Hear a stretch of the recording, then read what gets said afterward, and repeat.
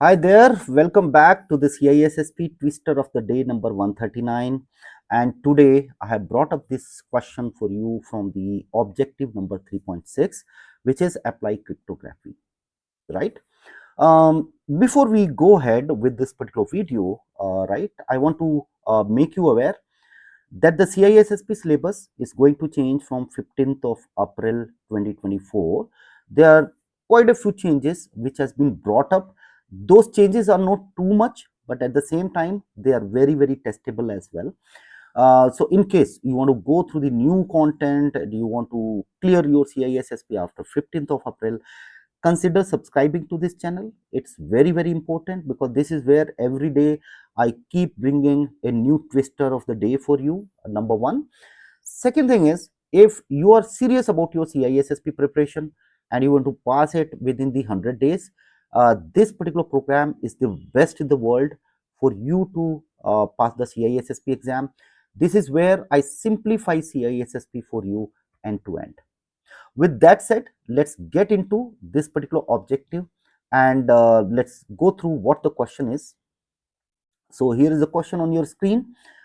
Go ahead and pause the video, take a minute to answer this particular question, and I will explain you after 10 seconds.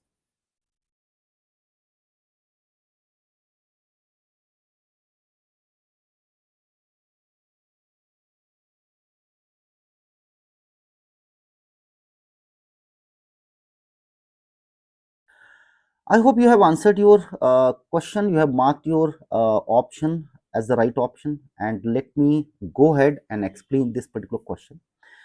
An organization is implementing a new email system and needs to ensure confidentiality and known repudiation. These are the two key words here in this particular question. Which encryption methodology should be the primary focus to achieve these security goals? Before I talk about the options, I think it makes sense to talk about cryptography a little bit. So, cryptography has got 5 goals: confidentiality, integrity, known repudiation, authentication, and authenticity as well. These are the 5 goals of security. And coming back to this particular question, it is asking about emails. Uh, Many of you might be already using Outlook as one of the default email system in your company. If your company has a package from Office 365, right? So in that, what happens? What is most important for emails? One of the thing which is most important for email is confidentiality, and that will come through encryption, right? And the second topic, which is very important, is you should also have the capability to come out with known repudiation as well, so that if you send somebody a particular email, the other receiver should not be in a position to say that I did not get your email. You should have all that particular system to refute the claim that I did not receive it, and that is what is called as known repudiation. So what is required for encryption is, you need some kind of cryptography, either it is asymmetric cryptography or symmetric cryptography, number one. Number second, for known repudiation, the best control is digital signature, right? So that means this particular question is focusing on two major aspects. One is encryption and another one is known repudiation. When we say encryption, this particular options, if you see option A, B, C and D, they are talking about asymmetric and symmetric. So I think this also makes sense to go ahead and understand what is the difference, major difference between asymmetric and symmetric. Symmetric cryptography is very simple. It's just based on one key. The sender will be encrypting the particular message with the same key. The receiver will also decrypt it with the same key. However, in symmetric cryptography, the major challenge is how the sender is going to send the receiver the particular key, because in today's world we go with all real-time communication, right? For example, you want to interact with your bank, obviously you want to immediately interact. You don't want to send this key through WhatsApp or some other means, because that is not secure. Out of the band may be vulnerable at times. So you need a mechanism wherein you can send the key along with the message itself and in a very secure way. So normally what we do, we use asymmetric cryptography for the same, which actually uses two different keys. One is private key and one is public key. Public key is meant to be public. Anybody who wants to send me an email, they can pick up my public key from there, and then they can encrypt that particular message and start communicating with me. So it looks like asymmetric can be used for encrypting bulk of the data, which is actually not true. The major problem with asymmetric is because this is based on very complex, big factorization of prime numbers.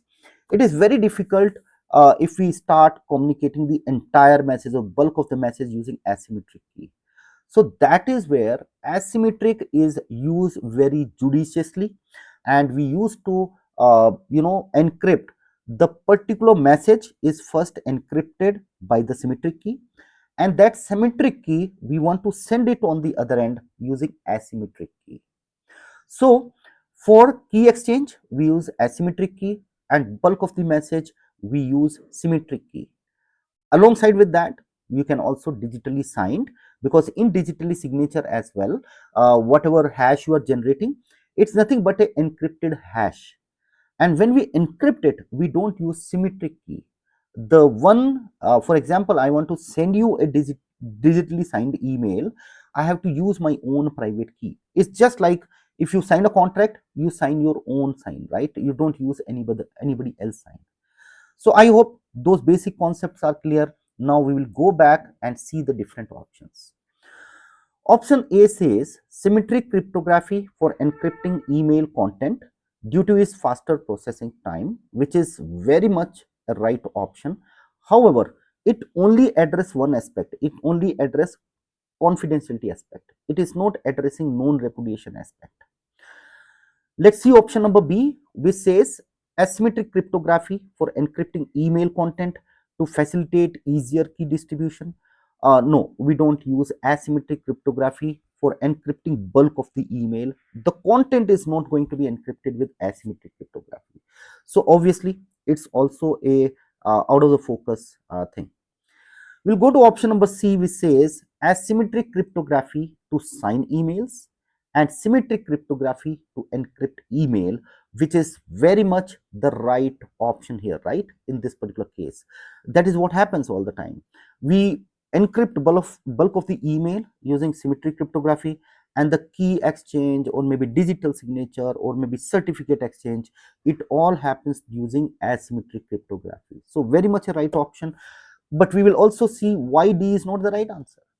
Symmetric cryptography to sign emails and asymmetric cryptography to encrypt email. No, symmetric cryptography can never be used to sign emails. They are only for encrypting the content. So I hope this particular video give you a lot of clarity on this particular aspect. We understood symmetric, asymmetric. We also understood what is required for email. We also understood the 5 goals of cryptography. So all these concepts I hope is clear to you. If you want more further in-depth training on CISSP and want to clear your CISSP within 100 days, feel free to join the CISSP Success Toolkit. I will see you there. And in case you are self-preparing, consider subscribing. This particular channel is very helpful for your entire CISSP preparation. And with that, Jai Hind, I am going to see you in the next video.